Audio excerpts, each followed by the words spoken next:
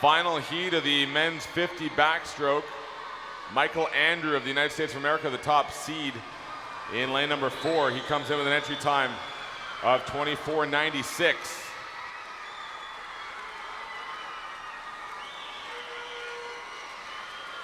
And Michael Andrew, a new world junior record at 24:63. Dropping 0.3 of a second off the existing record here in the heat session. Results from that heat are official. A new world junior record for Michael Andrew of the United States of America.